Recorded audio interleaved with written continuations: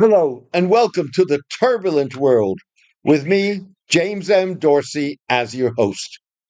Prime Minister Binyamin Netanyahu knows he doesn't need to bother about this week's International Court of Justice, or ICJ, hearings on Israel's legal humanitarian obligations to the Palestinians.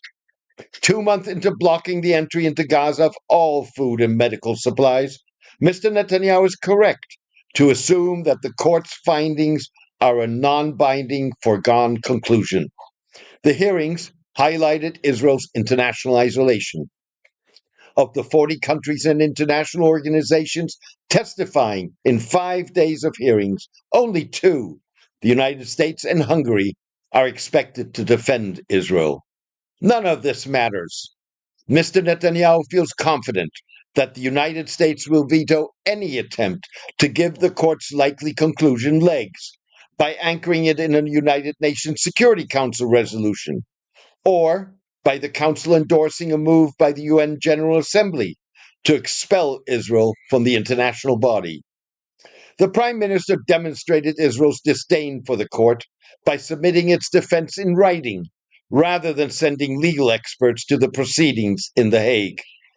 Mr. Netanyahu may also feel emboldened by President Donald Trump's failure to date to follow up on his insistence earlier this week that Israel needed to restore the flow of food and medicine into the Gaza Strip. Even so, Mr. Netanyahu may force Mr. Trump to choose between two drivers of his Middle East policy: money and mediation, as the president prepares for a Gulf tour in mid May. Saudi Arabia and the United Arab Emirates, demanding an immediate end to the Gaza war, have dangled a whopping $2 to $2.4 trillion in investments in the United States over the next decade. Ali Osman, chief investment officer of Abu Dhabi's artificial investment firm, MGX, said this week that his company planned to invest up to $10 billion in AI infrastructure and businesses, mainly in the United States. We remain optimistic that the technology will revolutionize the way we create value in the economy, and the United States continues to be at the bleeding edge of this technology, Mr. Osman said.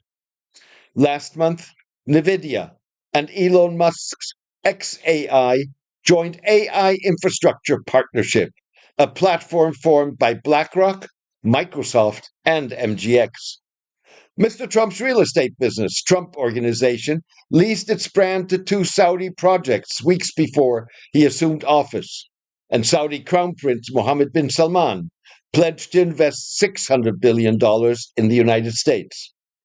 Determined to break the backbone of Palestinian national aspirations, Mr. Netanyahu reiterated his maximalist positions on the eve of the court's proceedings, without mentioning Israel's blocking of the flow of humanitarian aid.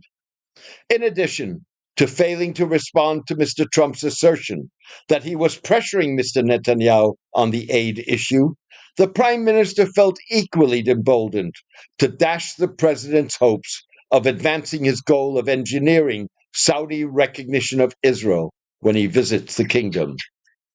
Mr. Netanyahu categorically rejected the notion of the creation of an independent Palestinian state, a Saudi condition for establishing diplomatic relations with Israel, suggested he may restore military rule of Gaza, and rejected any role in the Strip's future of not only Hamas, but also the West Bank based, internationally recognized Palestine Authority. Using Mr. Trump's Gaza resettlement plan as political cover, Mr. Netanyahu insisted that he intended to oversee the voluntary relocation of Gazan Palestinians to third countries.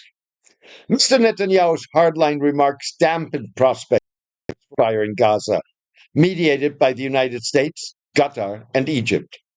Qatar Prime Minister Mohammed bin Abdulrahman Al Thani said hours before Mr. Netanyahu spoke there had been a bit of progress in the ceasefire negotiations. Hamas has insisted that a revived ceasefire would have to lead to an end to the Gaza war and a complete Israeli withdrawal from the Strip.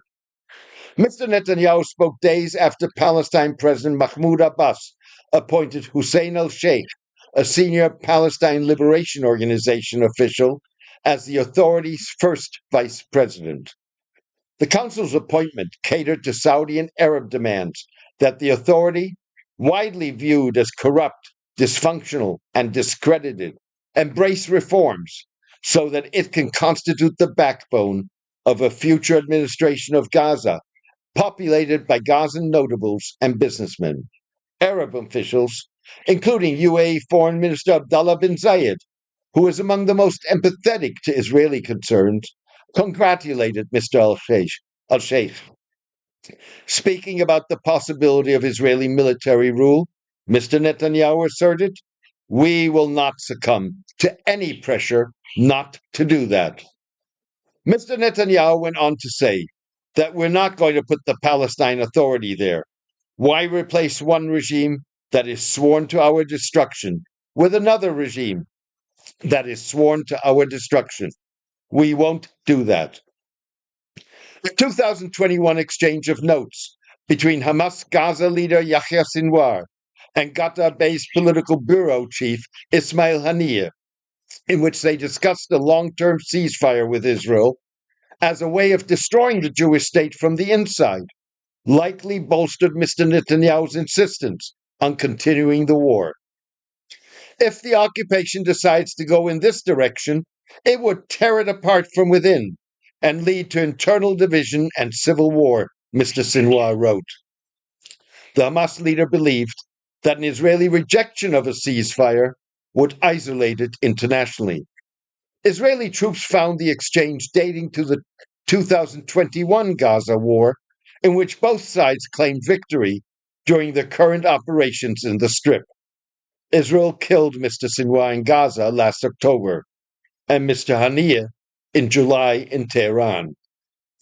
The Gaza wars demonstrated that international isolation is not what will persuade the Jewish state to change course as long as the United States has its back. If anything, Mr. Netanyahu has hardened his positions despite overwhelming international condemnation of his maximalist positions and Israel's war conduct.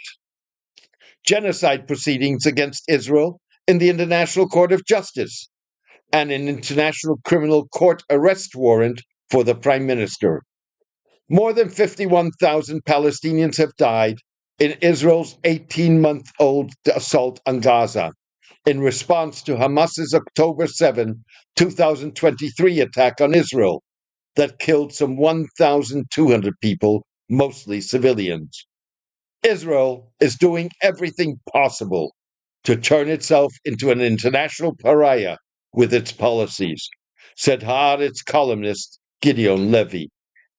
Thank you for joining me today. The Turbulent World with James M. Dorsey seeks to empower readers, listeners, and viewers to form informed opinions of their own.